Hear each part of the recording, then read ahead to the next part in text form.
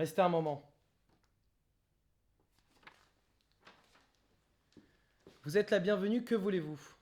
C'est en triste solliciteuse que je m'adresse à votre seigneurie. Votre seigneurie daignerait-elle m'entendre?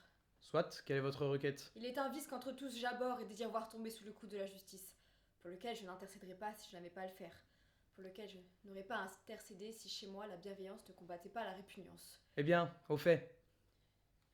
J'ai un frère qui est condamné à mort. Je vous en conjure que condamné soit le crime et non mon frère. Condamner le crime et non l'auteur du crime. Mais tout crime est condamné avant même d'être commis. Ma fonction serait réduite au néant si je flétrissais les crimes que répriment nos codes en laissant libres leurs auteurs. Oh, juste mes rigoureuses lois. J'ai donc eu un frère. Le ciel garde votre honneur. Faut-il donc qu'il meure? Jeune fille, pas de remède. Si fait.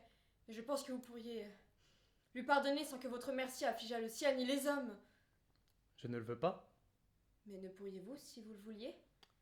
Sachez-le, ce que je ne veux pas, je ne le puis pas. Mais ne pourriez-vous le faire sans faire tort au monde si votre cœur ressentait pour lui la même pitié que le mien?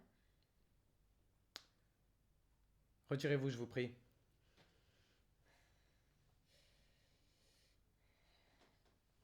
Trop tard, mais non. Moi, si je dis une parole, puis je la retrace. Croyez-le bien qu'aucun des insignes réservés aux grands, ni la couronne du roi, ni le glaive du lieutenant, ni le bâton du maréchal, ni la couronne, ni la robe du juge n'ajoute autant de prestige que la clémence.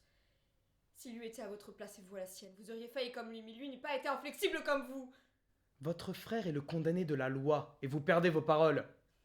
Plutôt ciel que j'use votre puissance et que vous fussiez Isabelle. En serait-il ainsi? Non. Je montrerai ce que c'est qu'être juge et qu'être prisonnier. Résignez-vous, bel enfant. C'est la loi, et non moi qui condamne votre frère. Fût-il mon parent, mon frère ou mon fils, il en serait de même pour lui. Il doit mourir demain. Demain? Oh, si brusquement. Épargnez-le, épargnez-le. Il n'est pas préparé à la mort. Même dans nos cuisines, on ne tue un oiseau qu'en sa saison. Aurons-nous pour servir le ciel moins de scrupules que pour soigner nos grossières personnes? Mon bon Seigneur, réfléchissez. Qui jusqu'ici a été mis à mort pour cette offense? Et il y en a tant qui l'ont commise. Quoiqu'elle ait sommeillé, la loi n'est pas morte.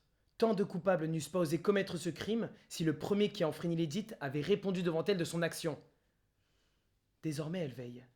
Elle prend note de ce qui se passe et fixe un regard de prophétesse sur le cristal qui lui montre les crimes futurs. Ces crimes, qui grâce à la tolérance, sont déjà commis ou vont l'être, et que l'avenir doit couver et faire éclore. Elle ne leur permettra pas d'avoir une postérité et de survivre. Pourtant faites acte de pitié. Je fais acte de pitié surtout quand je fais acte de justice, car alors j'ai pitié de ceux que je ne connais pas, et qu'un crime absous corromprait plus tard.